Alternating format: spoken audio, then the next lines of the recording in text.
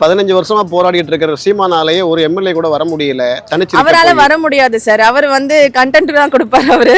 அவரால வர முடியாது. எப்பவுமே வர முடியாதா? லைக் இப்போதைக்கு அவர் வந்து கண்டென்ட் மட்டும் தான் அவரால கொடுக்க முடியும். விஜயோட ஆப்போனன்ட்னு பார்க்கும்போது அஜித்தோட ரசிகருமே கண்டிப்பா சப்போர்ட் பண்ணுவாங்க சார். இது வரைக்கும் 2 மேடை ஏறி இருக்காரு. ஒன்னு வந்து மாநாடு, இன்னொன்னு வந்து புத்தக வெளியீட்டு விழா. ரெண்டுலயுமே பாத்தீங்க அப்படின்னா அவர் என்ன பண்ண போறாரு அப்படின்றத சொல்லாம திமுகவை பத்தி மட்டும் ரொம்ப வல்கரா பேசிட்டு இருக்காரு. பயங்கரமா சார் இப்போ என்னன்னா இப்போ நம்ம வந்து அண்டர் டிஎம்கேல இருக்கோம் சார். நம்ம இருக்கோம், அது வந்து வேற ஆப்ஷன் இல்லாம நம்ம இருக்கோம். அவங்க வந்துட்டாங்க. பட் நாம அவங்க சொன்ன விஷயம் அவங்க வந்து முழுமையா அவங்க பண்றாங்களான்றது நம்மளால அது தெரிஞ்சுக்க முடியல சார். அவங்க எந்த லெவல்ல அவங்க பண்ணிட்டு இருக்கானோ நமக்கு தெரியல. பட் அவங்க சொல்றது வந்து நாங்க பண்றோம், பண்ணிட்டு இருக்கோம், பண்ண போறோம் அப்படின்றாங்க.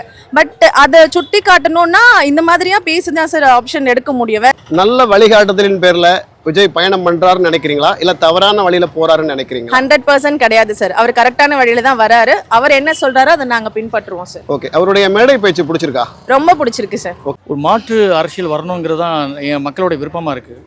அப்படிங்கும்போது அரைச்சமாகவே அரைச்சிக்கிட்டு வாரிசு அரசியல் தொடர்ந்து வந்துக்கிட்டு இந்த நாட்டுக்கு வந்து புதுசாக மக்கள் வரமாட்டாங்களா, நல்லது செய்ய மாட்டாங்களா அப்படின்னு நம்ம நினச்சிட்டு இருக்கும்போது விஜய் வராரு அப்படிங்கிறத நாங்கள் அவரை வந்து எதிர்பார்க்குறோம், அவரை வரவேற்கிறோம்.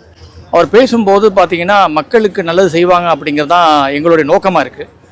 அதனால் மாட்டு இப்போ ஏடிஎம்கே டிஎம்கே 2 கட்சியை தவிர பாக்கி யாருமே கிடையாது. ஸோ இதுக்கு ஈக்குவலான ஒரு பவர் இருக்கா அப்படின்னு யாருன்னு பார்த்தீங்கன்னா விஜய் தான் ஒரு சரியான ஈக்குவலான பவராக இருக்கிறாங்க.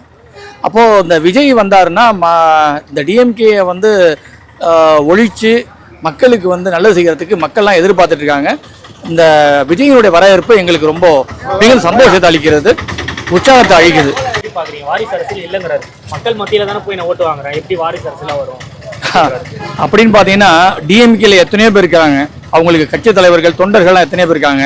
யாராச்சும் வந்து டிஎம்கேல அவங்களுடைய வாரிசு அரசியலுங்கிறது ரத்த சம்பந்தப்பட்டது. நீங்கள் அதில் ரத்த சம்பந்தப்பட்டது நிற்கிறாங்க இல்லையா, அப்படி இல்லாமல் ரத்த சம்பந்தப்பட்டது இல்லாமல் அவங்க கட்சியில் இருக்கிறவங்க யாராச்சும் ஒரு தேர்ட் பர்சன் அவங்கள நிற்க வச்சு நீங்கள் வாங்க. ஏன் கனிமொழி அவர்களுக்கே வந்து சீட்டு கிடையாதுல்ல, அங்கே முதல்வராக இருக்கக்கூடிய தகுதி அவங்க இல்லைன்னு நினைக்கிறாங்க. ஸ்டாலின், அதாவது கருணாநிதி, அதுக்கப்புறம் ஸ்டாலின், அதுக்கப்புறம் உதயநிதி, அதுக்கப்புறம் இன்பநிதி, அந்த சீட்டு கூட வந்து ரிசர்வ்ல இருக்கு அப்படிங்கிற மாதிரி தான் சீமான் அவர்களாக சொல்லிட்டு இருக்கிறாரு. அக்கா, விஜய் அரசியலுக்கு வந்திருக்காரு, அவருக்கு கண்டிப்பா நீங்க ஆதரவு கொடுப்பீங்களா? கொடுப்போம் சார். கொடுப்பீங்களா? கொடுப்போம். அவருக்கும் ஒரு வாய்ப்பு கொடுத்து பார்ப்போம். இப்ப நிறைய பேர் நீங்க வாய்ப்பு கொடுத்துருக்கீங்க. யாருமே எதுவுமே ஹெல்ப் பண்ணல. நாங்க கஷ்டப்பட்டு தான் சாப்பாடு. வியாசார்படி சத்தியமூர்த்தி நகர் தான் எங்க வீடு, ஹவுசிங் போர்டு. நாங்க வந்து இது வரைக்கும் மழையில கூட யாரும் என்னன்னு கூட கேட்கல.